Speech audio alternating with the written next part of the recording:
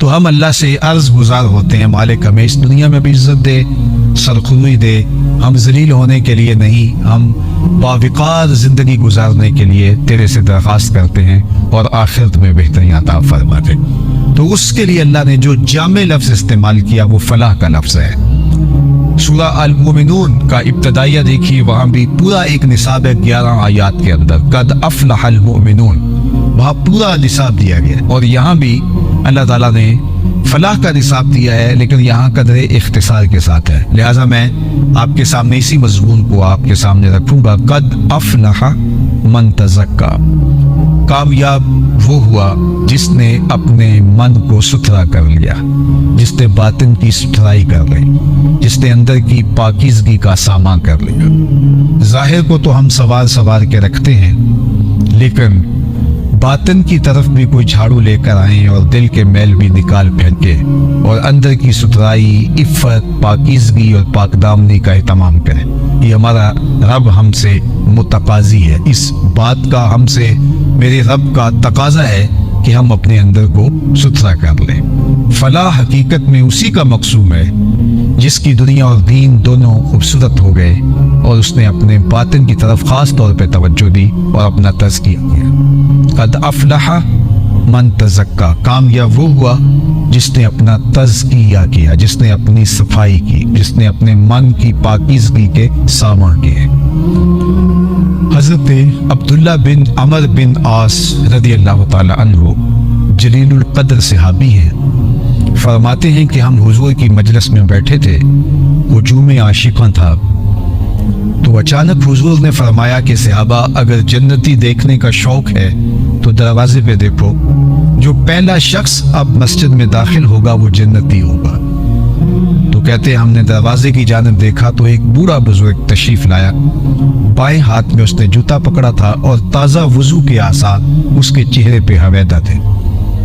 خیر مجلس اختتام کو پہنچی، ہم بھی گھروں کو لوٹ گئے، وہ بھی واپس چلے گئے۔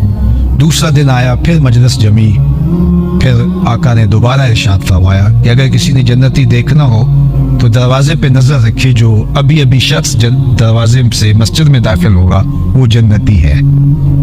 تو حضرت عبداللہ بن عمر کہتے ہیں میں نے سوچا کل تو وہ بزرگ تھے، دیکھی آج کچھ اور خوش نصیب آتا ہے، لیکن میں نے غور کیا تو وہی والے بزرگ، بائیں ہاتھ میں جوتا پکڑا ہے اور تازہ وضو کے آثار ان کے چہرے پہ حویدہ ہے۔ تیسرا دن ہوا تو حضور علیہ السلام نے پھر فرمایا اگر جنتی دیکھنے کا شوق ہے تو دروازے پر دیکھو، جو ابھی شخص داخل ہوگا وہ جنتی ہوگا۔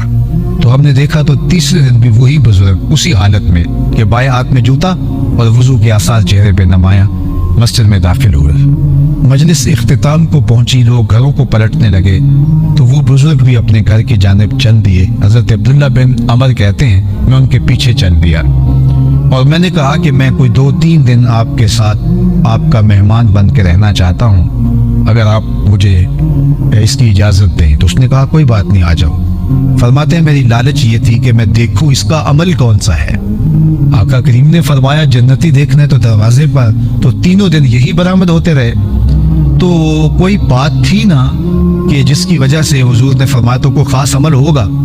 تو کہتے ہیں کہ میں ان کے ہاں چلا گیا، خیر رات پڑی تو انہوں نے بستر بچھا دیا اور خود بھی ایک بستر پہ لیٹ گئے، اور مجھے یہ لالچ تھی کہ میں دیکھوں یہ عمل کون سے کرتے ہیں، لیکن وہ ساری رات سوئے رہے اور میں بظاہر تو یوں تاثر دیا کہ میں سو رہا ہوں، لیکن میں جاگ رہا تھا اور میں اس طاق میں تھا کہ دیکھوں کون کون سے ان کے اعمال ہیں، کیسی کیسی نمازیں ہیں، اذکار کیا ہیں، لیکن وہ ساری رات سوئے رہے، الا یہ کہ جب وہ کروٹ بدلتے تھے تو اللہ کا نام لیتے تھے۔ خیر صبح ہوئی، نماز پڑھی، کھیتوں میں چلے گئے، ناشتہ کیا، اسی طرح دوپہر ہوئی، ظہر، عصر، مغرب، پھر اگلے دن میں نے ہو سکتا ہے کل میری وجہ سے انہوں نے اپنے معمولات ترک کر دیے، لیکن جو عادی ہو اس کے لیے روز ترک کرنا بڑا مشکل ہوتا ہے، چلو آج صحیح۔ تو اگلے دن پھر میں نے دیکھا تو کوئی خاص عمل نہیں تھا سوائے اس کے کہ جب کروٹ بدلے تو اللہ کا نام لے۔ پھر دن گزر گیا، پھر تیسرے دن پھر میں نے طاق میں رہا کہ میں دیکھوں، لیکن تیسرا دن بھی انہوں نے رات سو کے گزاری اور کوئی خاص معمول ان کا نہیں تھا۔ خیر جب صبح ہوئی، ناشتہ ہوا، تو میں نے کہا کہ میں वापस जा रहा हूँ, मेरे 3 दिन पूरे हो गए, लेकिन मैं एक लालच में आपके पास रुका था। आका करीम ने फरमाया था जन्नती देखना है तो दरवाजे पर देखो, और ये 3 दिन तक हुजूर फरमाते रहे और 3 दिन तक आपको ही हम देखते रहे। तो हमें लगा कोई खास अमल होगा, लेकिन 3 दिन गुजरने के बावजूद हमने कोई खास अमल नहीं देखा। या तो आपने छुपा लिया है और या फिर न जाने क्या माजरा है। तो वो बुजुर्ग फरमाने लगे कि अब्दुल्ला बिन अमर, मैं तुमसे कोई अमल नहीं छुपाया, और अगर तुम और भी रुकते तो देख भी ना पाते, लेकिन तुमने इतनी मेहनत की है लिहाजा मैं तुम्हें खुद बता देता हूँ। तो कहते हैं कि मेरा मकसूद मेरे सामने आने लगा और मैं हम तनगोश हो गया। तो वो बुजुर्ग खड़े थे और मुझे कहने लगे, ए अब्दुल्ला बिन अमर, ये जो मेरे सीने में दिल रखा हुआ है ना, इसमें किसी मोमिन का बुग़्ज़ नहीं है। ये वो अमल है कि जो तुम नहीं देख पाए, और दिन भी रुकते तो तुम ना देख पाते। तो आज हमारा तो मसला ये है, हमारे ऊपर कुछ और होता है, हमारे अंदर कुछ और होता है, और हमारी मेहनत इसको साफ करने की नहीं है, इसको साफ करने की है। मियां साहब ने कहा था, शीशे उत्ते कट्टा जम्मिया ते कंधा चाड़ी जाते। शीशे उत्ते कट्टा जम्मिया ते कंधा चाड़ी जाते, जिल्दा नू ये सांप के रख दे वर्के फाड़ी जाते। हमारा सारा जोर पैकिंग पे है, लेकिन जो अंदर है उस पे हमारा जोर नहीं है, जिसकी वजह यह है कि हम अंदर से बहुत खोखले, बहुत मैले कुचैले, बहुत कमजोर, बहुत गंदे, और बहुत बाहर से बहुत सुथरे।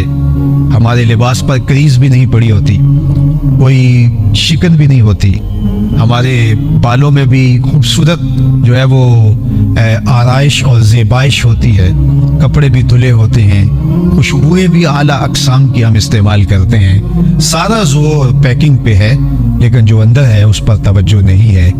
लेकिन मेरे रब ने क्या कहा, कद अफ़लहा मन तज़क्का, कामयाब वो हुआ जिसने अपने अंदर को सुथरा किया।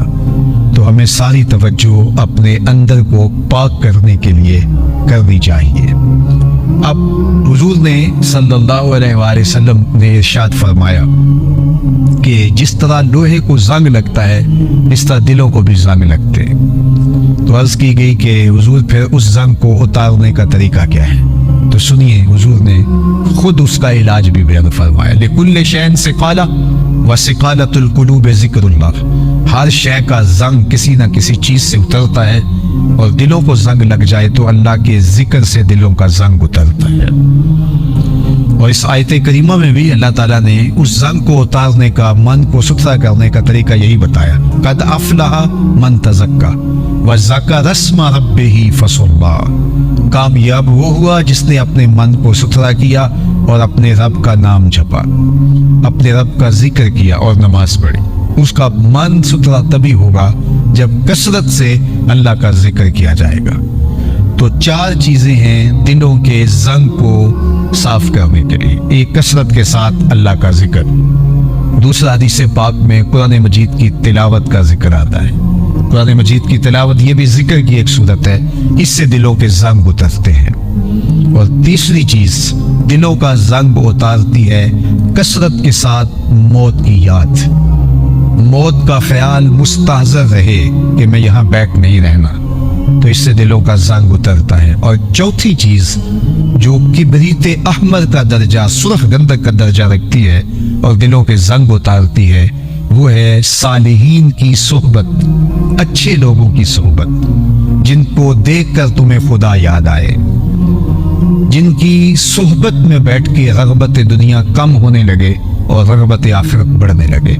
ऐसे लोगों की सोहबत हजरत शेख अहमद मुजद्दिद अल-फ़िसानी अलैहि रहमा फरमाते हैं कि बरीते अहमर सुर्ख गंधक की तरह होती है, और ऐसे लोगों की सोहबत को गनीमत जानना चाहिए, और वो भी दिलों के जंग उतारती है। तो 4 चीज़ें ज़रूरी हैं अपने दिलों को साफ करने के लिए। कसरत के साथ अल्लाह का जिक्र करना, कुरान मजीद की तिलावत करना, सालिहीन की सोहबत में बैठना और कसरत के साथ मौत को याद करना। फरमाया लज्जतों को तोड़ने वाली को याद किया करो। अर्ज की हुजूर लज्जतों को तोड़ने वाली क्या है? काला अल मौत। फरमाया मौत।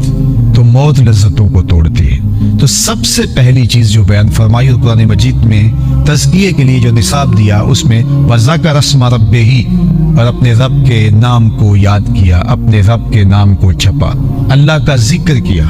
अब जिक्र का लफ्ज आप और मैं सुनते रहते हैं, तो जिक्र है क्या? जिक्र किसे कहते हैं? तो इस पर तो एक तफसीली गुफ्तगू चाहिए, लेकिन मेरे ख्याल के मुताबिक जिक्र की सबसे बेहतरीन तशरीह